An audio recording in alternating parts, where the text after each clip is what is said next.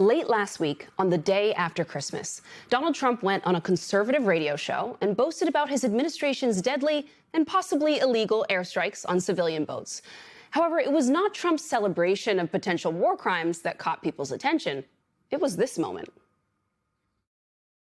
Every time I knock out a boat, we save 25,000 American lives. We just knocked out, I don't know if you read or you saw, they have a big plant or a big facility where they send where the ships come from. 2 nights ago, we knocked that out. So we hit them very hard. This casual admission, a land strike on Venezuela, would mark a dramatic escalation in Trump's so-called drug war. But we still do not know exactly what happened here. The White House, Pentagon, and CIA all refused to comment on, let alone confirm, Trump's claim. So either Trump bragged about a land strike in Venezuela that did not happen, or, as the reporting suggests, is more likely, he openly talked about an operation that he was not supposed to. Meanwhile, the New York Times and CNN both reported, citing multiple sources, that it was the CIA that conducted this strike. This reporting, I should note, has not yet been confirmed by MS Now. But Trump seemingly did confirm it when he briefly took questions from reporters alongside Israeli Prime Minister Benjamin Netanyahu. Can you say anything more about the explosion in Venezuela that you mentioned in a radio interview? Did the military do that? Can you share any more details about that? Well, it doesn't matter, but there was a major explosion in the dock area where they load the boats up with drugs. They load the boats up with drugs. So we hit all the boats, and now we hit the area. It's the implementation area. That's where they implement. And joining me now to break down why this escalation is so alarming to many is former Army captain and federal prosecutor Margaret Donovan, who has served in the Judge Advocate General's Corps, along with MS Now senior national security reporter David Rohde. It is good to have you both. Margaret, I want to start with you, and I guess I want to begin by underscoring how odd, how mysterious all of this is, beginning with the fact that it starts with what seemed almost like throwaway comments from the president on a radio show, revealing a covert or potentially covert operation. Is any of this normal, standard practice and procedure? And more importantly, does any of this seem legal to you? To answer your first question, no, none of this is normal. It is not normal for anybody to disclose a covert operation. This is the second time the president has done that. If you remember, he did it a few months ago when he discussed that he had made a finding to authorize CIA action in Venezuela, essentially making it no longer covert. So that is not normal. But then again, this is an administration that isn't too concerned with operational security or keeping classified information classified. As to whether it's legal, I would say this, and you know my position that this entire campaign against non-combatants in the Caribbean has not been supported by domestic or international legal authority. As to CIA operations on land, there may be some domestic legal authority for that. We don't really know the facts. We're not even sure what was targeted. Was it drugs? Was it oil? Was it just an empty dock? But no matter what the administration thinks it may be justifying through domestic law or CIA authorities, it still has to grapple with international law. For example, the UN Charter, which would strictly forbid this type of escalation and use of force. Of course, both the US and Venezuela are members of the UN. So even if there is domestic authority, this does not comport with any version of international law. David, what do you know from your reporting about how the CIA carried out this strike? And do we know if there was any military involvement as well? I'll be honest, I know very little. We know very little. There was some initial reporting that the Special Operations Forces might have been involved. They've denied that. It does appear to have the hallmarks of the CIA. And look, there were drone strikes carried out around the world after 9/11 by the Bush administration, the Obama administration. A difference there is that there were votes by Congress authorizing the use of military force to respond to al-Qaeda.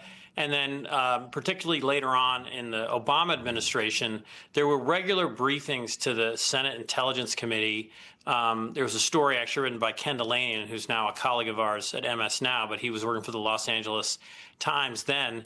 And staffers from the Senate Intelligence Committee would go out to CIA headquarters, watch videos of drone strikes, get lots of detail about how the target was chosen, Was it the right person? And then watch the strikes and see if they were done properly. And in this current situation, none of that is happening. There might have been notifications. There's supposed to be notifications to the Gang of Eight. Those are the top officials in Congress, members of Congress in the Intelligence Committee and in leadership positions. I reached out to those officials and they declined to comment. So it's just, this is all very confusing, very unusual, and all very, very hidden at this point. Margaret, you're a former Army captain. You know what it takes to make these decisions, the kind of assessments, legal concerns that go into the process before a strike even happens. Can you walk us through what kind of responsibility there is on members of the military and on the federal government before they take action like this, whether it is on boats or on land in a sovereign nation? Sure. So from the very beginning, you have to make sure that you are targeting a lawful target. And in the context of war, which again, we are not in, but in the context of an actual armed conflict, you would want to identify somebody through positive identification as being a combatant or an enemy or a force that's been what we call declared hostile. So you would first want to identify that you know what it is you are actually targeting. You would also want to identify if the force has not been declared hostile, which means that no matter what they're doing and where they are, you can deem them a threat to the United States. For example, the Islamic State was declared hostile when I was in Iraq and Syria. If you didn't have a declared hostile force, then you would want to establish that there was some type of imminent threat that would enable you to respond with lethal force. An empty dock in this case would not establish that. Another interesting aspect to this is that if we were, again, in the context of an armed conflict, if we're not, we're just talking about an illegal use of military force. But in the context of an armed conflict, you may have some facilities that are dual use. That means that a dock may be used for civilian shipping, and maybe it's also used to load the enemy into some type of sea vessel for transport.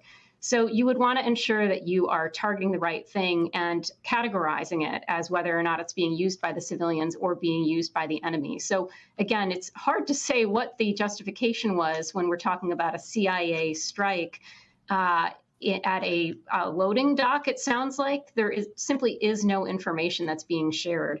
The other interesting aspect that I think when you consider the CIA's assessment of whether or not what they're doing is legal, the general counsel at the CIA right now is a guy named Michael Ellis.